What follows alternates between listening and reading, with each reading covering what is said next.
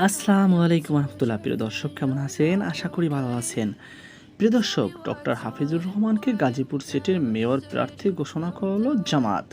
অপরদিকে দেখতে পেলাম যে গাজীপুরের আরেক জনপ্রিয় নেতা জাহাঙ্গীর আলমের মন্তব্য। প্রিয় দর্শক, আসন্ন গাজীপুর সিটি কর্পোরেশন নির্বাচনে মেয়র পদে বাংলাদেশের জামায়াতে ইসলামী তাদের প্রার্থীর নাম ঘোষণা করেছে।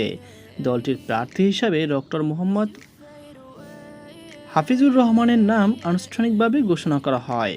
বুধবার 6 মে বিকেলে গাজীপুর মহানগরের টঙ্গী পশ্চিম থানাধীন তামিরুল মিল্লাত কামিল মাদ্রাসার শহীদ আব্দুল মালিক অডিটোরিয়ামে আয়োজিত দায়িত্বশীল সমাবেশে জামায়াত ইসলামী সেক্রেটারি জেনারেল ও সাবেক সংসদ সদস্য অধ্যাপক মিয়া গোলাম পরোয়ার এই ঘোষণা দেন। সমাবেশের প্রধান অতিথির বক্তব্যে মিয়া গোলাম পরোয়ার বলেন, গাজীপুর দেশের অন্যতম গুরুত্বপূর্ণ শিল্পনগরী ও জনবহুল সিটি কর্পোরেশন। এই নগরবাসী এখন সৎ, দক্ষ ও জনবান্ধব নেতৃত্ব প্রত্যাশা করছে। তিনি দাবি করেন, তরুণ সমাজসহ বিভিন্ন শ্রেণী পেশার মানুষের কাছে ডক্টর হাফিজুর রহমান একজন গ্রহণযোগ্য প্রার্থী। তার নেতৃত্বে গাজীপুর সিটিতে ইতিবাচক পরিবর্তন আসবে বলে তিনি আশাবাদ ব্যক্ত করেন। দলীয় সূত্রে জানা যায়, ডক্টর হাফিজুর রহমান এর আগে গাজীপুর 6 আসনের সংসদ সদস্য পদে প্রতিদ্বন্দ্বিতার প্রস্তুতি নিয়েছিলেন। সে সময় আমিরের জামায়াতের আহ্বানে সাড়া দিয়ে তিনি তুরস্কে সহকারী অধ্যাপক হিসেবে কর্মরত চাকরি ছেড়ে দেশে ফিরে আসেন এবং পরবর্তীতে সক্রিয়ভাবে রাজনীতিতে যুক্ত হন।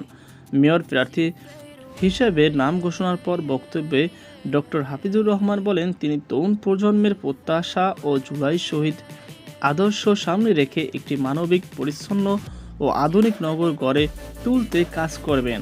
শ্রমজীবী মানুষের অধিকার নিশ্চিত করা, নাগরিক সেবা করা এবং পরিকল্পিত নগর ব্যবস্থাপনা প্রতিষ্ঠা করা হবে তার অগ্রাধিকার।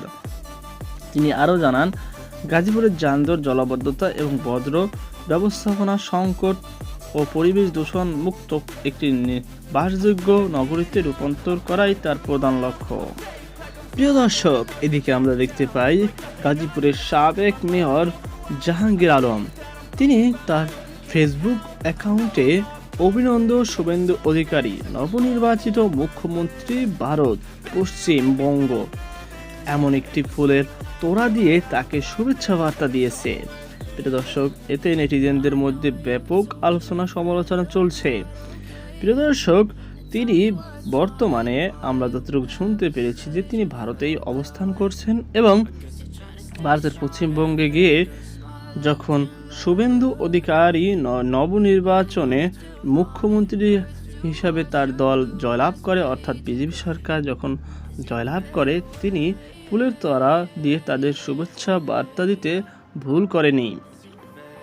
তো প্রিয় দর্শক, গাজীপুরের এই সাবেক নেতার বিষয়ে আপনার কি মতামত অবশ্যই কমেন্ট বক্সে জানাবেন।